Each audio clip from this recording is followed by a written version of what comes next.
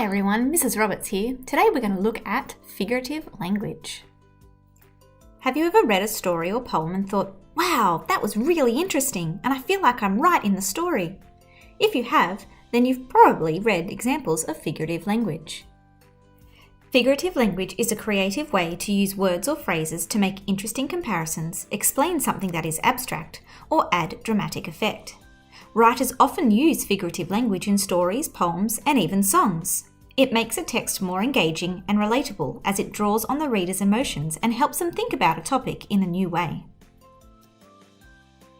While there are many types of figurative language, in this video we're going to focus on similes, metaphors, personification, idioms, and hyperbole.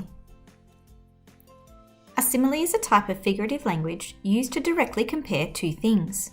It is easy to recognise in text as they often use the words like or as to suggest that the objects or ideas are alike. For example, a commonly used simile is, "You're like two peas in a pod." We can see here the word like is used to make the comparison. Does this mean you and your friend are actually peas in a pod? No, that's just a way of comparing you and your friend by saying you're very similar to each other, in the same way that peas are in a pod. You might have also heard this simile, "She's as sweet as sugar." What does this mean? Does the girl actually taste sweet? No. This simile helps the reader understand the girl's sweet personality and how kind she is. A metaphor is a word or phrase that is used to make a direct comparison between two things. It is a form of figurative language that describes something by stating that one thing is actually another. This is usually achieved by highlighting a shared quality between the two things being compared. Linking words such as like or as are not used in metaphors. For example, you may have heard someone say, "He is a ray of sunshine." This metaphor creates an image of a person who is happy and bright, like rays of sunshine. Some other common metaphors include, "Time is money," and "Life's a roller coaster." Personification is achieved when human characteristics, such as actions or feelings, are given to non-human things like objects or animals. It is used to make these objects more relatable and is commonly used in poetry.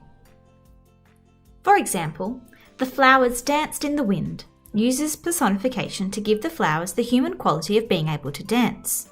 This creates an image in the reader's mind of flowers moving about gently in the blowing breeze, as though they are dancing.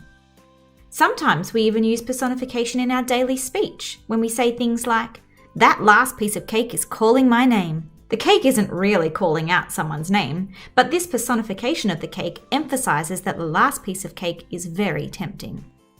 Have you ever heard someone say, "It's raining cats and dogs"? This is an example of an idiom.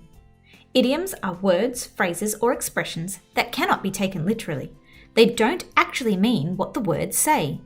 Idioms are more commonly used in everyday sayings than they are in formal pieces of writing. Do you know what these common idioms really mean? The cat is out of the bag.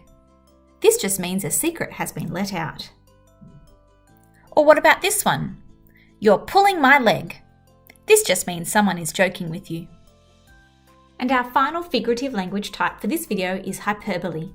It uses exaggeration for emphasis and to intensify an image in the reader's mind. It is often used with humour, and it isn't meant to be taken literally. Hyperbole is another figurative language device used in our daily speech. Some examples include, "I'm so hungry I could eat dirt," and "I've asked you 1,000,000 times to clean your room." Well, that brings us to the end of this video on figurative language. Hopefully you can now identify the 5 types we have explored in the things that you read and in what people say. If you liked this video, hit the thumbs up button and leave a comment below. Thanks for watching.